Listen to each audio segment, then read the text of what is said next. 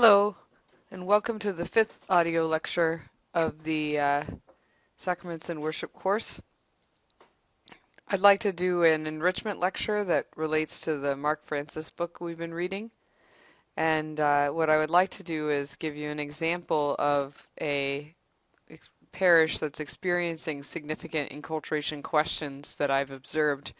And I'm really just going to be describing the situation of this parish and showing you a lot of images of the dedication of the first Catholic cathedral of the Syro-Malabar Rite outside India, which took place in July of 2008. Bellwood, Illinois is right outside of Chicago. This is an example of a very small worship space from this parish before they built their new building, and it's a fairly traditional image, which is why I wanted to begin with this picture. If you look, you can see the Mar Thoma cross is right here. This is the traditional cross that's used in India. The Syro-Malabar Rite Church practices an East Syriac liturgy, which comes originally from present-day Iraq and then was brought eastward within the first 3 centuries of Christianity. We don't have documentary evidence to say exactly when this particular liturgy began to be practiced in India. Here you can see their traditional missal. You will notice about this space, it's a converted building. This building did belong to a Christian high school before the church bought it. But one of the things you'll notice about this space is that it doesn't have any seats. And traditionally, the worship spaces in India would not have had seating, and also they would be separated with the men on one side and the women on one side when they worship together. That's not how it's done in the United States. Which, remember, I'm talking about enculturation in this piece. So when we are looking at this parish, we have a lot of different cultures that are intersecting one another, and a lot of different historical norms that are conflicting with one another that the parish has to choose between. So, for example, this parish, this Syro-Malabar Rite in general describes itself as religiously or doctrinally Catholic, as liturgically Syriac, and as culturally Indian. So if you saw, for example, a wedding or a funeral in the Syro-Malabar Rite, there would be a lot of Indian cultural elements that were retained from the Hindu forebears of this particular community. But on the other hand, there are also Syriac elements, and there will be obviously universal Christian elements, but there are also Roman elements that come from the era of colonization. So there are a lot of different elements that are competing with each other already in the Syro-Malabar Rite. In addition, of course, this community is a community of mostly upper middle class immigrants in Chicago from India, first and second generation immigrants, and so they are also dealing with Americanization, assimilation, trying to retain their culture. So there's a lot of different ways or different places that they're negotiating their identity. So here's an example. The Syro-Malabar Rite is mostly practiced in the Indian state of Kerala, which is the southwest corner of the Indian peninsula. And these kinds of drums are very common in there, and in most parts of India the drummers would always be male, but I think in Kerala and certainly here in this parish there are oftentimes going to be women drummers as well. So you can see that they still use some of the face painting that's indigenous to India, and as well these outfits with the colors of cream, red, and gold are those are very important state colors for the state of Kerala, and you'll see that throughout this section, that especially on the high holy days such as this dedication, which was on the feast of St. Thomas the Apostle, you will see more and more people dress in the traditional clothes, especially like almost all the women always wear traditional clothing, but they're more likely to wear these specific Carolyn colors on these days. Men tend to wear tend to wear Western garb like you see here, but on the high holy days, they're more likely to wear some of the traditional Indian garments. Even in India, most men are, especially in more modernized areas, wear Western clothing. Here you see an image of the beginning of the festival of St. Thomas the Apostle, which occurred several days before the festival itself. In fact, there was a whole octave of celebration. And this is an image of one of the priests of the diocese who is incensing the St. Thomas flag, which is the flag that this man is holding, this banner, and the flag is flown for the duration of the festival. You'll see the canopy overhead and this umbrella here with the jingling coins. These are both Indian representations that signify the honor and importance and dignity of the person underneath them. Obviously, in a hot climate, these kinds of shades would have expressed dignity.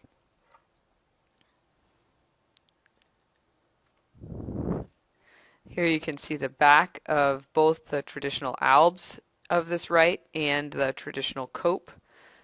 You can see two of the priests wearing the cope, and in fact, this cope is worn for all the liturgical celebrations.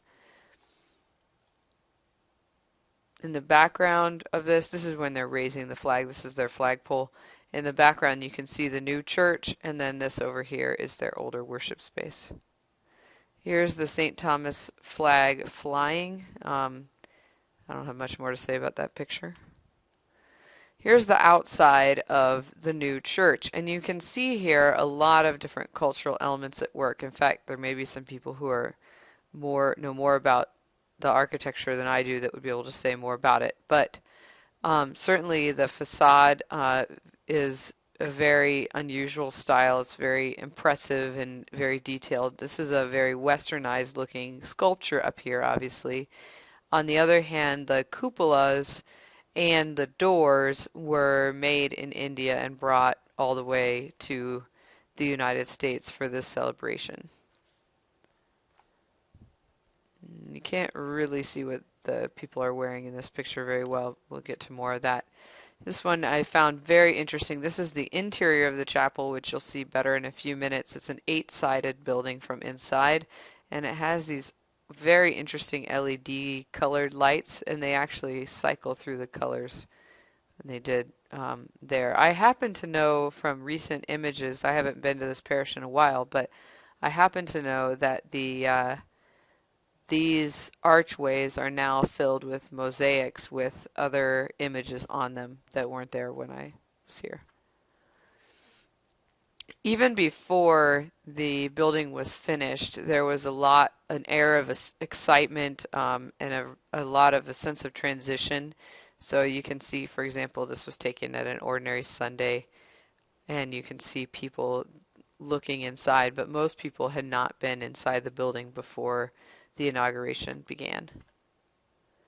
This is a picture of the worship space that was used for the English language mass. There's both a Malayalam mass and an English language mass each weekend, which is unusual for this community because they don't have like 5 masses a weekend. They have normally just one. In this case, they have 2 masses that occur simultaneously, one in Malayalam in the larger worship space, and then an English language mass that's almost exclusively attended by children in this worship space. As you can see, this worship space was also used for other things. So right now they had already cleared it all out from the worship of that morning, and we're getting it ready for a rehearsal that evening of a talent show. This is also interesting. After they had cleared all the space of all the chairs, they have, for example, a few of the kids were playing basketball in the corner while they were waiting for other family members to finish what they were doing. Obviously, this is not conducive to a real chapel environment because the worship space was also used for a lot of other things, which isn't their tradition. This is the Malayalam worship space before the new building was opened. That curtain at the back is temporary, and it gave the impression, which was actually heightened as the time went on. This was about a week before the new cathedral was dedicated. It gave the impression that this worship space was shrinking, and at the same time there were hundreds and hundreds of visitors arriving from India and all over the diocese, which extends throughout the whole of North America, and also from other mission areas of the Syro-Malabar Rite Church throughout the world. And so the number of people was growing, and the last few celebrations that were held in this building were amazingly overpacked. This is the new cathedral building. You can see that there's a significant difference here. Here you'll see some very Western and Roman looking stained glass windows, which you might have noticed in an earlier slide. My poor computer's working overtime because these pictures are huge. Oh, in this earlier slide, you might have noticed this replica of St. Peter's in Rome. It's very small compared to the one in St. Peter's, but it is a replica. And you will also see that this is Cardinal Varki Fathayatil, who was the major archdiocese, the major archbishop of the Syro-Malabar Rite Church, and also a cardinal.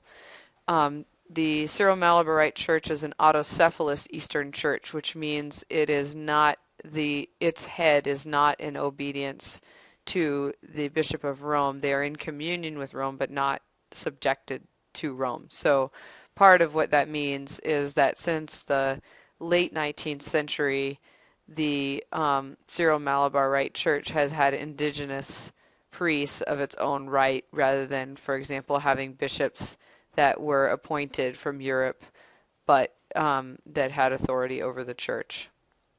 That's very important to them, even though they also are extremely Roman and even surprisingly Western in their pious devotions. So a very interesting contrast there. You can also see these are all the bishops that were invited to this ceremony, and there are obviously quite a few.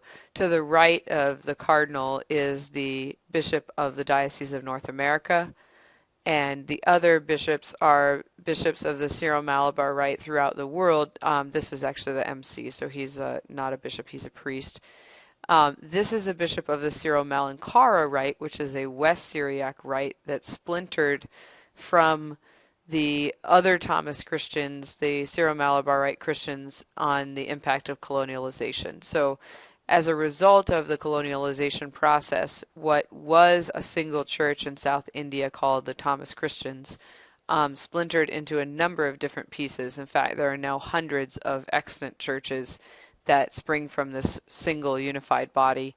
And the two largest groups are the Syro-Malabar Rite Catholic Church, which is in communion with Rome, and the Syro-Malankara Rite Catholic Church, which is also in communion with Rome, but has, under the impact, again, of colonialization, adopted a totally different rite. There are also some independent Orthodox groups practicing both the East and the West Syriac rites.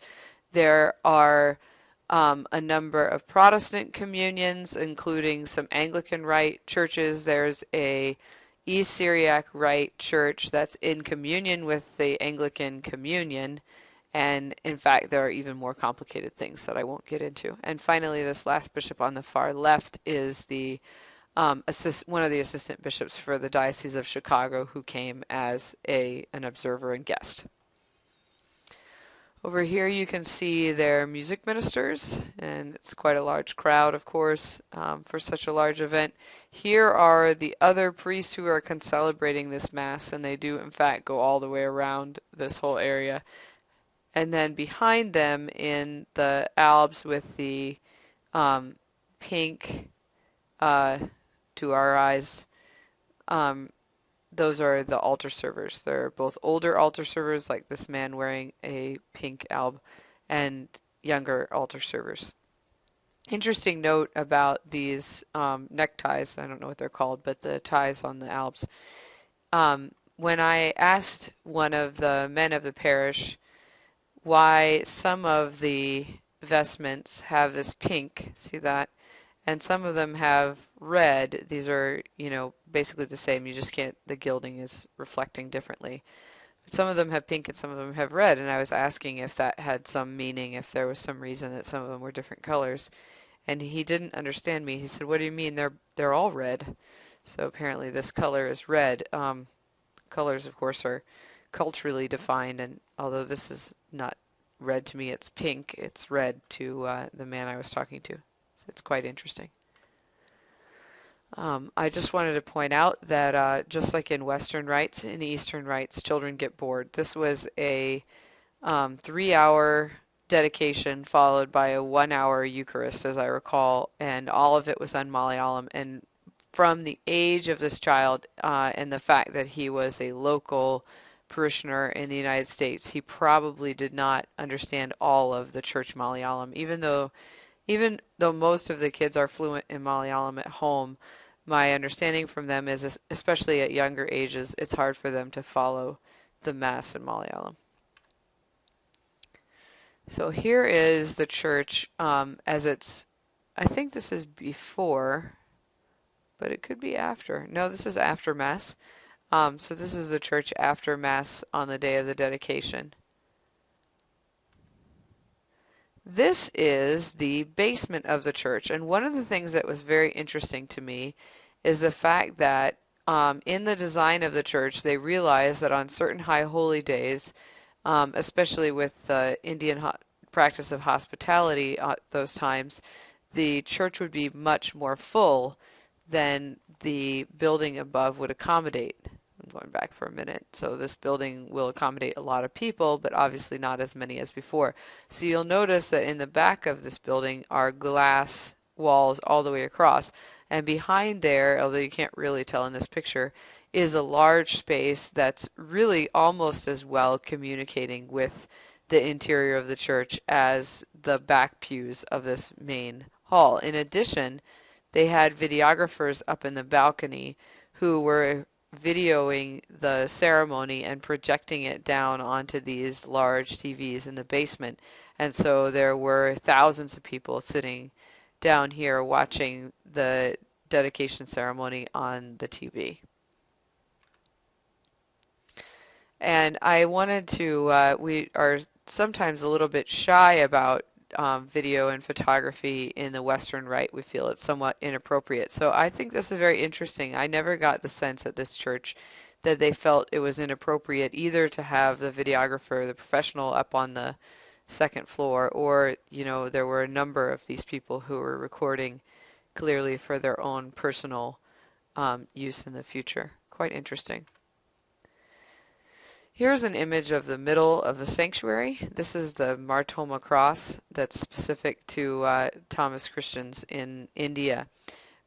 Each of the leaves of the cross, each of the ends of the cross has a flower on it, which is indigenous. This is an indigenous symbol of India. It was used among Buddhists and Hindus before the advent of Christianity in India.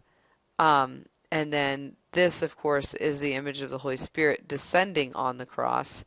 And underneath is a lotus flower, which again is characteristic of indigenous religion in India, and this is a pedestal that the lotus flower is sitting on. So this represents for them the localization of Christianity in the particular culture of India. Here you can see the altar servers coming in, and you can also get a sense of the traditional dress. As you'll see, it's most of the men are wearing Western style shirts and pants. Some of them are wearing a more traditional tunic. I don't see any in this picture, however.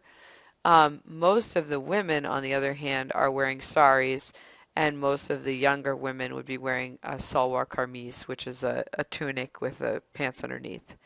So you can also see the some of the littler children standing to the side holding pie plates filled with flower petals and candles, which is another traditional honor symbol of honor in India. You can see the younger women are the ones over here that are music ministers that are wearing the pants with the tunics. These crosses on the walls were the places where the building was anointed during the dedication that's coming up very soon. Here I have an image of the cardinal coming out to the walls of the church with this is the basin of water. They came out again then with the basin of chrism and did the chrism. It was very interesting to watch because of the architecture of this church. The altar sits in the middle, and so all these things were prepared there in the sanctuary area towards the middle of the church, and then the bishops came out to the edge of the church. All of them came out to the edges of the church to kind of mark off its boundaries. There they are, and I actually think this is a picture of the chrism, but I'm not sure anymore. But yeah, that looks like the bowl of chrism rather than the bowl of water. So they blessed the four walls of the church with the water, and then they anointed them with chrism. If you haven't seen it, the rite of dedication of a church is very similar in some ways. It's symbolically very similar to baptism. Here we have the bishops pouring the chrism onto the altar, and it was very amazing to watch that the cardinal roll up his sleeves like this and rub the chrism into the grain of the wood.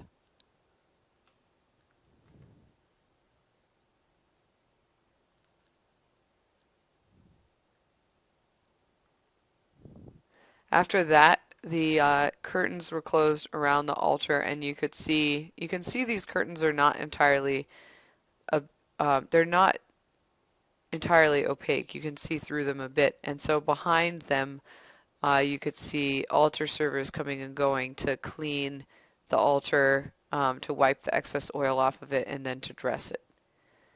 At the same time, out here, the cardinal was finishing the rite of dedication and reading a bunch of letters from different people to the parish on this occasion. After that, the curtains were opened again for the Eucharist. The Eucharistic rite in this particular church, it's not like an Eastern rite where the iconostasis would block the altar. Instead, the curtain is it's mostly closed when they're not using the altar, and then it's opened for the rite of the Eucharist.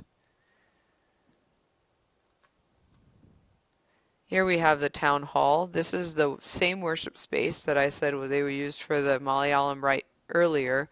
You can see they built a dais in the 3 or 4 days between that last picture I showed you and this one, and they turned it into a wholly secular space. It functions very differently now, as you can see. And here is the new English rite, the English language Mass in the new church, which is very interesting because, of course, in the old church, the English Mass and the Malayalam Mass occurred at the same time, but in different places. And in this new setup, they occur at different times in the same place. So I haven't been to this parish very much because I moved shortly after this dedication, but I'm very interested to get back there and see how that's affected the relationship of the churchgoers in these two different worship settings. Here we have pictures of them taking pictures in front of the altar of the new church. Just really neat to see them. This is after the dedication ceremony. And I like to think about what these girls will be doing in this space as they grow up. Thank you, and I will see you soon.